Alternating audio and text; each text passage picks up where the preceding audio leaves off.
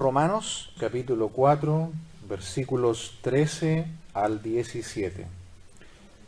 Porque no por la ley fue dada a Abraham o a su descendencia la promesa de que sería heredero del mundo, sino por la justicia de la fe.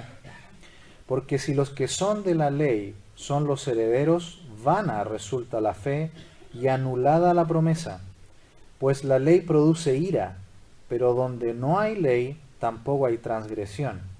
Por tanto es por fe, para que sea por gracia, a fin de que la promesa sea firme para toda su descendencia, no solamente para la que es de la ley, sino también para la que es de la fe de Abraham, el cual es Padre de todos nosotros. Como está escrito, te he puesto por Padre de muchas gentes, delante de Dios a quien creyó, el cual da vida a los muertos y llama las cosas que no son como si fuesen. Muy bien, en esta noche vamos a ver que la salvación es una herencia que se recibe solo por fe. La epístola a los Romanos es la epístola que nos presenta la revelación de la justicia de Dios. Dios ha revelado su justicia para condenación a causa de la caída del hombre allí en el huerto del Edén. Entró el pecado y dice Romanos 3:23 que por cuanto todos pecaron y están destituidos de la gloria de Dios. Pero Dios en su gran misericordia ha presentado también la justicia para salvación. ¿Cómo hizo este arreglo? Envía a su Hijo para que Él muera en nuestro lugar. Y cuando hemos llegado aquí al capítulo 4, Pablo nos presenta el ejemplo de David y el ejemplo de Abraham. Ambos fueron salvos por la fe sin ninguna obra de por medio, solo por la fe. Pues está este gran problema de que el hombre en su orgullo cree que puede ganarse la salvación por medio de su buena conducta y de sus buenas obras. Pero como ya hemos visto, todos hemos pecado y aún nuestros mejores esfuerzos son como trapo de inmundicia. Es decir, nosotros no podemos hacer nada por nuestro esfuerzo para entrar al reino de los cielos. La única forma es que alguien pague la deuda que nosotros tenemos de nuestro pecado, y esa persona ya lo hizo en nuestro Señor Jesucristo. Abraham vivió muchos años antes de que la ley fuera dada. Por lo tanto, él no fue salvo por la ley. David vivió en el tiempo de la ley, pero aquí Pablo también explica que David no fue salvo por las obras de la ley, aunque vivió en el tiempo de la ley, sino que fue salvo sin ninguna obra. Aquí en el capítulo 4 de Romanos, en el versículo 6, dice, como también David habla de la bienaventuranza del hombre a quien Dios atribuye justicia sin obras. Por lo tanto, vamos a ver en estos versículos 13 al 17 que la salvación es una herencia que se recibe solo por la fe. Versículo 13 dice, porque no por la ley fue dada a Abraham o a su descendencia la promesa de que sería heredero del mundo, sino por la justicia de la fe. Dice ahí claramente el versículo, nadie es salvo por la fe. Dice, porque no por la ley, no por la ley. La ley no puede salvar. La ley es incapaz de dar salvación a un ser humano. Salvar no es su rol. El rol de la ley es mostrar cuán pecadores somos. Ahí en el capítulo 3 de Romanos, en el versículo 20, dice, ya que por las obras de la ley ningún ser humano será justificado delante de él, porque por medio de la ley es el conocimiento del pecado.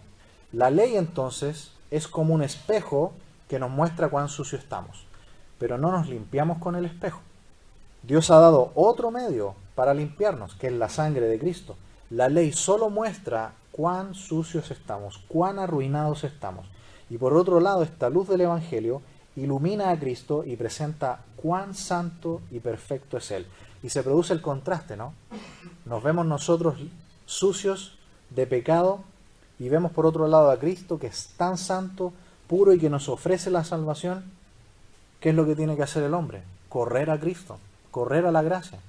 Sin embargo, y este es el problema, el hombre, en vez de ir a Cristo, el hombre quiere hacer su propio esfuerzo para ganarse él mismo la salvación. Aquí en el capítulo 10 de Romanos, en el versículo 3, dice: porque ignorando la justicia de Dios y procurando establecer la suya propia, no se han sujetado a la justicia de Dios. Es decir, Dios ofrece la salvación gratuitamente por medio de la obra de Cristo en la cruz, por medio de su sangre, pero ¿qué hace el ser humano? Dice: no, yo me la voy a ganar por mis propios medios. Voy a, con mi buena conducta, ganarme la salvación. Aquí Pablo lo deja muy claro. El rol de la ley es solamente mostrar cuán arruinados espiritualmente estamos, cuán incapaces somos de ganarnos la salvación. Así que la ley son marcas a las cuales no podemos llegar perfectamente. El ser humano siempre está violando la ley en todos sus puntos. De hecho, hay un versículo en Santiago, capítulo 2, versículo 10, que dice: porque cualquiera que guardare toda la ley, pero ofendiere en un punto, se hace culpable de todos. Por ejemplo, si usted va un día manejando en la carretera y va a exceso de velocidad y lo detiene un policía, usted no le puede decir al policía: pero yo guardo todas las demás leyes del tránsito. Usted infraccionó un punto y viene la ley y lo castiga. Y así es la ley de Dios. Si yo ofendo en un punto de la ley, yo no puedo decir: pero yo cumplo el resto. No, viene toda la ley y nos condenará. Y si nosotros somos sinceros con nuestro propio corazón y con nuestra vida, nos daremos cuenta que nosotros siempre estamos ofendiendo a Dios en diferentes puntos de la ley que Él ha dado. Así que la ley no es un instrumento para salvarnos, sino que realmente es un instrumento de condenación, para mostrarnos a nosotros cuánta maldad hay en nosotros. De hecho, en el juicio final, allí no habrá gracia. Allí estará solamente la ley para condenar a los que comparezcan en aquel día. Dice también el versículo 13: fue dada a Abraham o a su descendencia la promesa de que sería heredero del mundo. Es decir, en el día final, cuando Dios juzgue a los hombres como justicia y a todos los malos que rechazaron la salvación de Cristo, serán puestos en condenación eterna, pero los justos, no porque hayamos sido buenos, sino que porque depositamos nuestra fe en Cristo, dice que heredarán un mundo nuevo. La Biblia dice que Dios hará cielos nuevos y tierra nueva en los cuales va a morar la justicia y serán eternos.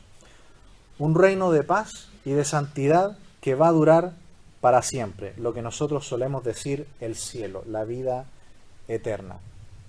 Y esa vida eterna se recibe solamente por la fe. Y nosotros somos herederos juntamente con Cristo de eso. Mire conmigo ahí mismo en Romanos, vamos al capítulo 8, el versículo 17. Miremos 8:17. Dice: y si hijos, también herederos, herederos de Dios y coherederos con Cristo. Es decir, desde allá, desde Génesis 3:15, cuando Dios puso en marcha esta nueva creación, y Abraham como un pequeño eslabón de toda esta cadena, por Abraham tenemos la línea genealógica de nuestro Señor Jesucristo, y es uno de los antecesores humanos. También aquí en Romanos capítulo 4 es puesto como uno de los ejemplos de una fe genuina. Y en Jesús se logra esta nueva herencia que todos recibieron como lo ha recibido Abraham. En Hebreos capítulo 1, versículo 2 dice: en estos postreros días nos ha hablado por el Hijo, a quien constituyó heredero de todo y por quien asimismo hizo el universo. Es decir, si estamos en Cristo por la fe, entonces tenemos todo lo que el Padre le ha dado. Eso es lo que dice Romanos 8:17. Dice que el Padre le ha dado todo al Hijo. Es decir, el dueño del mundo y el dueño del futuro nuevo mundo que Dios va a hacer, se lo ha dado todo a su Hijo Jesús. Y de acuerdo a Romanos 8:17, ¿qué somos nosotros? Coherederos con Él. Es decir, todo lo que el Padre le ha dado al Hijo, el Hijo lo ha compartido también con todos nosotros. Todo esto no viene por las obras que nosotros hayamos podido hacer. Dice que lo hemos recibido solo por la justicia de la fe. Así termina diciendo el versículo 13. Es decir, yo no hago nada para ser salvo, todo lo hizo Cristo en la cruz. Todas nuestras justicias no alcanzan ni para borrar ni siquiera un pecado que nosotros hayamos cometido. Toda esa obra la hizo Jesús en la cruz. Así que la fe es básicamente recibir. Si lo pudiéramos poner como un ejemplo, podríamos decir que la gracia es como una mano, la mano de Dios que se extiende y está abierta con un regalo. Esa es la gracia. La fe es nuestra mano extendida también desnuda, que no tiene nada y que recibe. Así que Dios nos da lo que nosotros no podemos ganar. Y Dios se ha doblado, podríamos decir, pero no porque sea débil. Yo no sé si usted ha visto un árbol que está lleno de fruto, cargado de frutos. ¿Cómo están sus ramas? Se doblan, ¿cierto? Se doblan por el peso de los frutos. Es decir, ese árbol no es que es débil, no es que está enfermo, es que está tan cargado de frutos que se dobla. Y así es Dios. Dios se ha doblado, Dios se bajó del cielo a la tierra, se encarnó en la persona del Hijo, pero no por debilidad, se dobló por grandeza. Así como el árbol que está lleno de frutos y sus ramas se doblan por el peso del fruto, así también Dios lo hizo. Se dobló, se acercó y vino hasta nosotros y nos ha regalado el don gratuito de su Hijo. Lo increíble es que haya personas que lo rechazan y prefieren decir, no, yo me voy a ganar el cielo por mis propias buenas obras. Yo me voy a ganar mi propia salvación porque yo he sido bueno, no he sido una mala persona. Pablo se ha encargado aquí en Romanos de decirnos que todos somos pecadores y estamos excluidos de la gloria de Dios. La única forma es que Dios haga algo. Y Él lo ha hecho y lo ha hecho grandemente. Cuando nosotros ejercemos nuestra fe para salvación, lo que estamos haciendo es una rendición. Estamos diciendo, Dios, yo no puedo hacer nada para salvarme a mí mismo. Y creo que tú enviaste a tu Hijo, santo, perfecto, que tuvo una vida limpia, sin pecado, murió en la cruz siendo inocente, y creo que su sangre es la única que puede limpiar mis pecados. Eso es fe, y es una fe arrepentida. Jesús dijo, el que a mí viene, yo no lo echo fuera. Venid a mí todos los que estáis trabajados y cargados, y yo os haré descansar. Se fija que la salvación, el que usted puede ir al cielo, no depende absolutamente nada de lo que usted puede hacer, sino que depende totalmente de lo que Cristo hizo ya en la cruz del Calvario. Y Jesús, cuando ya estaba explicándole a los apóstoles qué iba a pasar después cuando Él se iba a ir, Él en Juan 14 les dice a los apóstoles, en la casa de mi Padre muchas moradas hay. Voy pues a preparar lugar para vosotros. Él un día va a heredarnos el mundo. Esto no es una exageración lo que está escribiendo aquí Pablo, cuando dice que cualquier persona que crea como creyó Abraham va a recibir por herencia el mundo, porque Dios un día va a hacer el mundo de nuevo. Este mundo va a ser hecho de nuevo. Lo puede leer allí en detención en 2 de Pedro capítulo 3. Este mundo está maldito. Recuerdan en Génesis 3, Dios dijo que la tierra iba a producir cardos, iba a producir espinas. Y esa es una evidencia de que el mundo está maldito. Este mundo está destinado a la destrucción. Dios lo va a hacer de nuevo. Cielo nuevo y tierra nueva donde mora la justicia. Y allí va a descender la santa ciudad nueva de Jerusalén, donde será el lugar eterno de los santos. Todos los que crean en Cristo, tanto antes, en el tiempo de Abraham, por ejemplo, ellos creyeron en Jesús mirando hacia el futuro, sin saber, sin conocer lo que iba a pasar. Creyeron mirando hacia el Mesías que iba a venir un día en el futuro. Y nosotros creímos mirando hacia el pasado. Somos un poco más privilegiados porque conocimos más los hechos. Sabemos que Cristo vino y todo lo demás. Ambos creyeron en el mismo. en el mismo Mesías, en el Señor Jesucristo, y los que hayan creído en Él verán la gloria eterna y recibirán por herencia el mundo. Todo esto es por la justicia de la fe.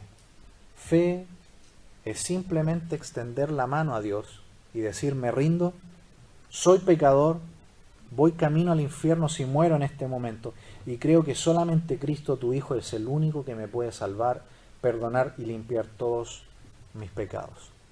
Dice el versículo 14: porque si los que son de la ley son los herederos, vana resulta la fe y anulada la promesa. Eso se llama lógica contundente. Eso está haciendo Pablo.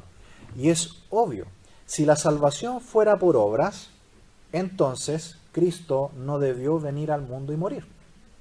Habría sido un total desperdicio de una vida haber hecho eso, que Dios haya tomado forma humana y haya venido al mundo. La fe es vana y se anula la promesa si la salvación es por nuestra buena conducta, hipotéticamente. ¿Cuál es la verdad? La verdad es que todos tenemos una mancha interior que se llama pecado. Si nosotros somos sinceros con nosotros mismos, vamos a ver que en nuestro corazón hay maldad, hay pecado. Todos hemos violado los mandamientos de Dios. Todos hemos en algún grado ofendido su santidad. Todos hemos mentido, probablemente. Todos hemos defraudado, quizás blasfemado el nombre de Dios.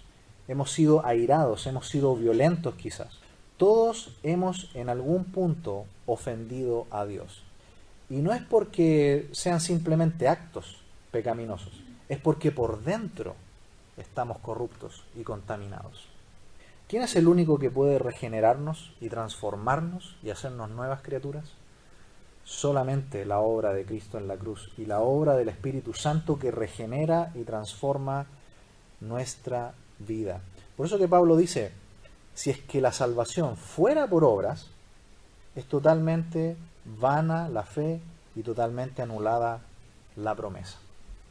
Nosotros sabemos que es todo lo contrario. Era necesario que Cristo viniera al mundo y era necesario que hubiera derramamiento de sangre. En la epístola de los Hebreos se nos explica muy bien que sin derramamiento de sangre no se hace remisión. Es decir, la única forma en que Dios puede perdonar es que se haga un derramamiento de sangre. Y como la única forma en que nosotros pudiéramos de alguna manera pagar nuestros pecados era solamente con nuestra propia muerte, y el resultado es: no hay salvación, porque al morir yo solamente estoy pagando mi culpa. La única forma en que Dios podía salvar al hombre era que otro muriera en su lugar y fuera un sacrificio tan puro, tan perfecto, que limpiara el pecado de todos los demás. Dios buscó en todo el mundo y se dio cuenta que no hay ninguno justo. Todos somos pecadores. Dice el capítulo 3, versículo 10, no hay justo ni aun uno, ni aun uno. No hay quien entienda, no hay quien busque a Dios. Todos se desviaron, a una se hicieron inútiles. No hay quien haga lo bueno, no hay ni siquiera uno. Nadie entre el mundo entero, ninguno es santo. Por lo tanto, la única solución posible fue que el mismo Hijo de Dios, la segunda persona de la Trinidad, fuera vestida de humanidad y viniera a este mundo y se ofreciera como el sacrificio al Padre. Tal como la historia de Abraham. Dios le dijo a Abraham: Abraham, dame a tu hijo en sacrificio. El que tanto te costó tener, que era imposible que lo tuviera. Lo tuvieron casi a los 100 años de edad, con Sara estéril. Y Dios le pide a Abraham: dame a tu hijo en sacrificio. El cuchillo estaba en alto. No dudó ni un momento. Fue el ángel de Jehová el que lo detuvo. Porque así era la fe de Abraham, como vamos a ver a continuación. Abraham tenía tanta fe en que incluso Dios iba a resucitar a su hijo Isaac de los muertos. Pero en la cruz del Calvario, el ángel de Jehová no vino. En la cruz del Calvario, el Hijo murió y el Padre no pudo hacer nada. Si el Padre hubiera detenido la muerte de su Hijo Jesús en la cruz, ¿nosotros tendríamos salvación? No tendríamos salvación. Si Cristo hubiera venido a este mundo y hubiera sido, por ejemplo, despeñado en aquella ocasión en el Evangelio de Lucas, y hubiera muerto por los golpes y las caídas, tampoco habríamos sido salvos nosotros. Porque el Hijo de Dios tenía que morir derramando toda su sangre. En una caída o en una lapidación, las personas mueren por las contusiones. La única muerte que era la perfecta muerte para el Hijo de Dios era la crucifixión romana, porque eran tantas las laceraciones que el cuerpo del individuo eliminaba toda su sangre, al punto de que cuando el soldado romano lanza aquel golpe de lanza en un costado, sale sangre y agua por separado, es decir, no fue necesario quebrar sus piernas porque el Señor Jesucristo ya era cadáver. Salió la sangre y el suero por separado. Era un cadáver. Ya estaba muerto. Esa era la única forma en que el ser humano podía ser salvado por Dios. Que el justo muriera por los pecadores. Por eso que la casi ironía aquí de Pablo en el versículo 14 es muy importante. Si la salvación es por obras, entonces Cristo murió en vano. La fe es vano y la promesa de la salvación y de la gloria eterna también es algo vano, si el hombre lo puede conseguir por su propio esfuerzo. Pero no se puede. Todos somos pecadores y ninguno, aunque nos esforcemos toda la vida, somos capaces de limpiar ni siquiera un pecado de nuestra vida. Y aunque usted diera su vida y muriera por sus pecados, lo único que estaría haciendo es pagando su culpa, e igual no recibiría la salvación. Versículo 15. Pues la ley produce ira, pero donde hay ley, donde no hay ley, tampoco hay transgresión. Mire lo que dice, la ley produce ira. Es decir, la ley no tiene poder para hacer que el hombre no peque, todo lo contrario, la ley nos muestra cuán pecadores somos. Y usted lo puede comprobar. Quizá usted recuerda cuando sus hijos eran pequeños y usted les enseñaba a obedecer y colocaba en la mesa algo y le decía, no lo tomes, no lo toques. ¿Qué es lo primero que hace el niño? Póngale una regla al ser humano y se va a sentir totalmente inclinado a romper esa regla. Porque la ley, ese es el efecto que tiene. Revela lo corrupto que está en nuestro interior.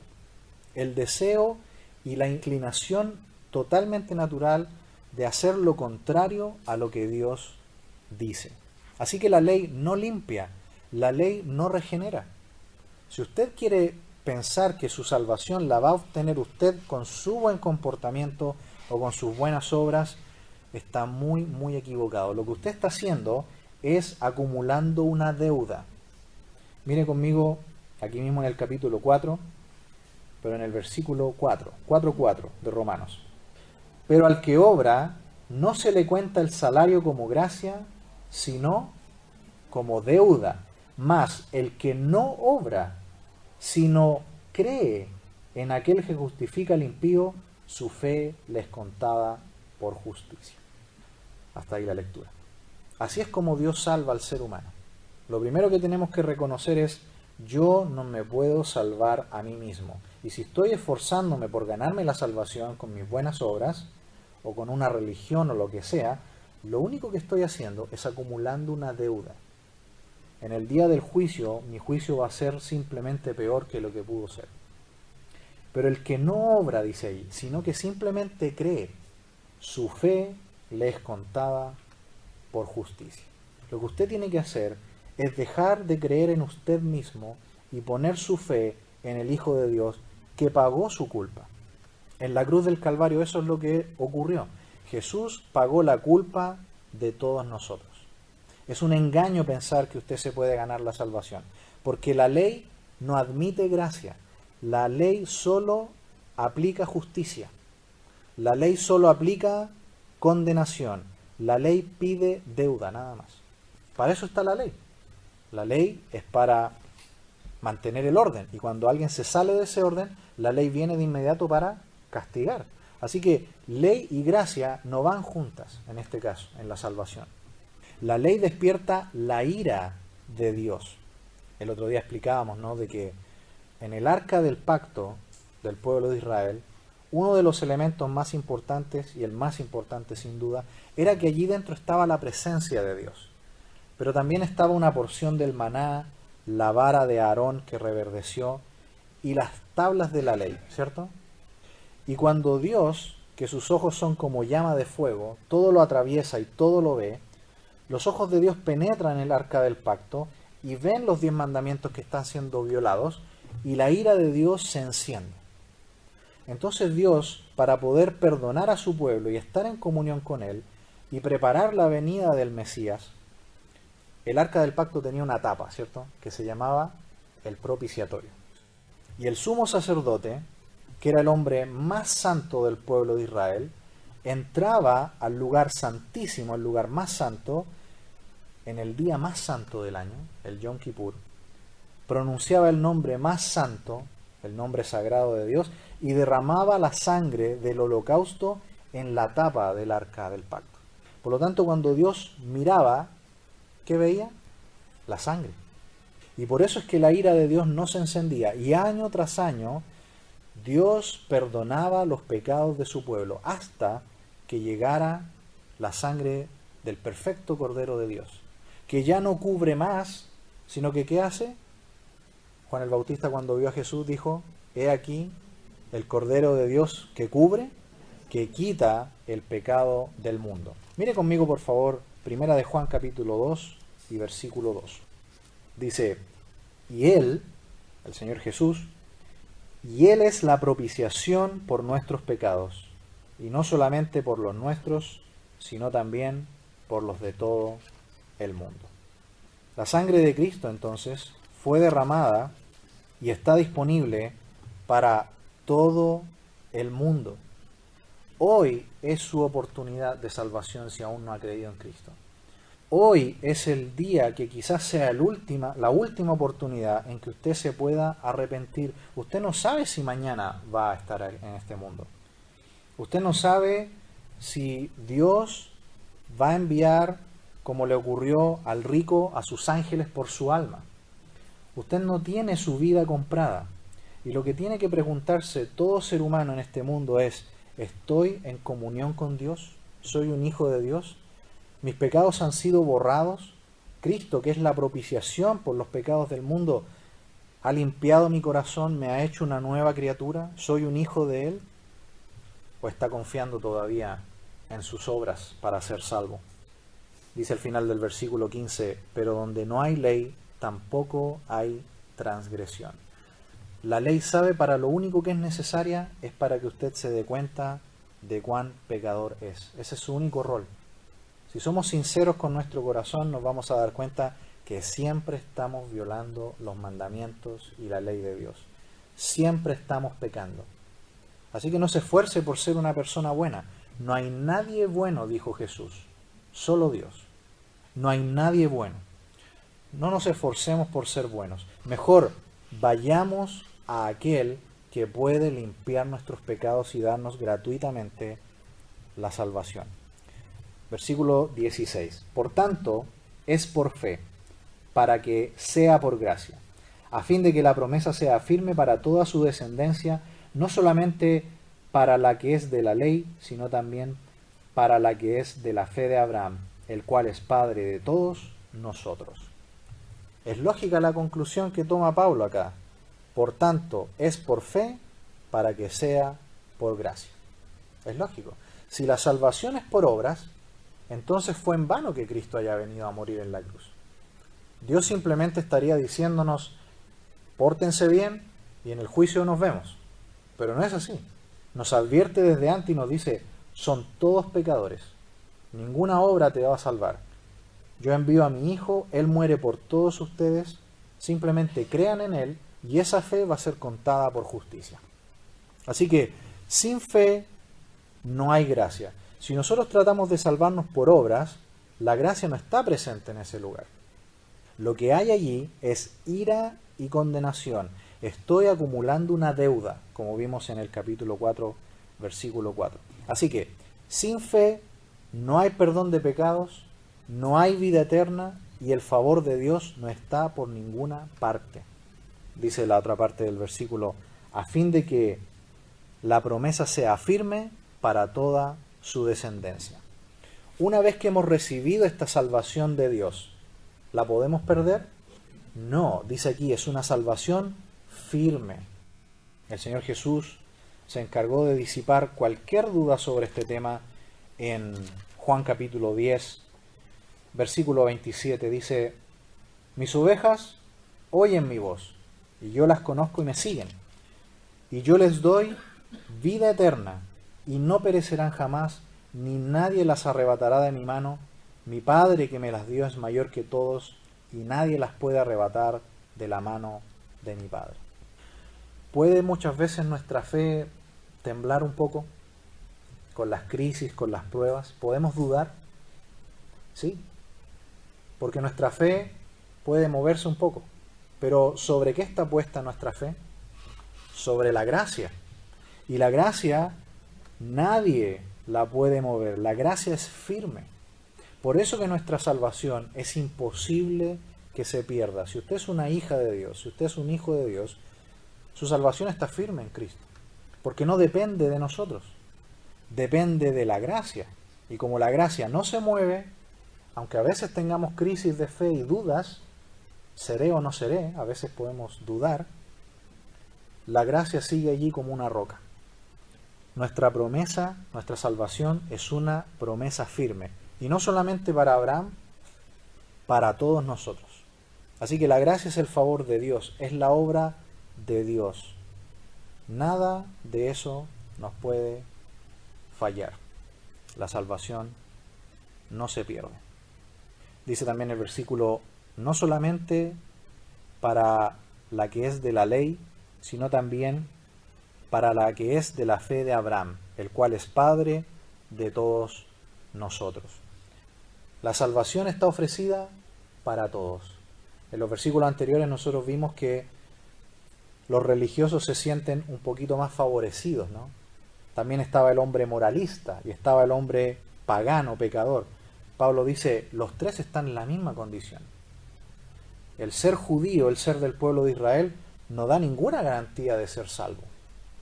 Y el ser como nosotros, gentiles, tampoco nos da ninguna garantía de ser salvo. Muchos de nosotros quizás tuvimos padres cristianos, pero eso no es ninguna garantía de que los hijos vamos a ser salvos. Porque cada uno tiene que poner personalmente su fe en Cristo. Yo conozco personas que de toda la familia, un solo hijo es creyente y verdadero creyente. Todo el resto de la familia, los padres y los hermanos, no creen en Dios. A veces hay padres cristianos muy buenos y a veces los hijos no creyeron en Cristo. Porque es personal delante de Dios. Y la pregunta es, ¿usted en el día de hoy está seguro de su salvación? Si en este momento parte de este mundo, parte con Él, parte con Cristo. Termina este párrafo, el versículo 17, diciendo: como está escrito, te he puesto por padre de muchas gentes delante de Dios, a quien creyó, el cual da vida a los muertos, llama a las cosas que no son como si fuesen.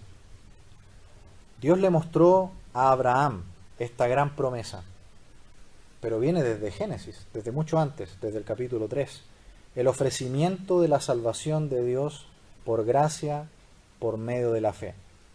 Y Abraham creyó en el Dios que da vida a los muertos. Él pensó que Isaac iba a resucitar incluso, si es que Dios le pedía que lo sacrificara.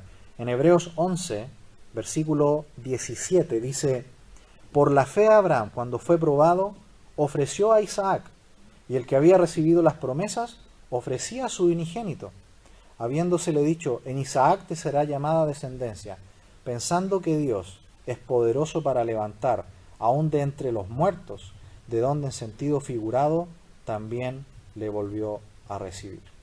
La fe verdadera va más allá de la muerte, y como hemos visto, es una fe obediente. Abraham creyó, obedeció y estuvo dispuesto a sacrificar al hijo que era el hijo de la promesa, porque él creyó que Dios lo iba a levantar de los muertos. Así era la fe que él tenía. Y llama a las cosas que no son como si fuesen. Creyó en el Dios creador. Porque ustedes recuerdan que cuando Dios dijo, sea la luz, y empezó la creación, creó todo de la nada, no había nada. Dice Hebreos 11:3, por la fe entendemos haber sido constituido el universo por la palabra de Dios, de modo que lo que se ve fue hecho de lo que no se veía. Hemos visto entonces en esta noche que la salvación es una herencia que se recibe solo por fe. Si usted no ha creído aún en Cristo, este es el día más que Dios le ha dado de oportunidad para hacerlo. Pero usted no sabe si va a tener más oportunidades. Solamente Cristo puede darle la vida eterna, el perdón de sus pecados y la salvación. Y nosotros que ya hemos sido salvos, más que nunca tenemos que comunicar este mensaje y vivir vidas santas y modelar la vida de Cristo a otros. El único que puede salvarle es el Señor Jesucristo. Él está llamando en este momento y sus brazos siempre están abiertos. Su voluntad siempre es de salvación. Él siempre está esperando, pero el problema es que usted no sabe si va a tener más oportunidades que en el día de hoy. Venga a Cristo y Él va a limpiar todos sus pecados y le va a dar la vida eterna gratuitamente, sin ninguna obra que usted pueda hacer. Vamos a orar.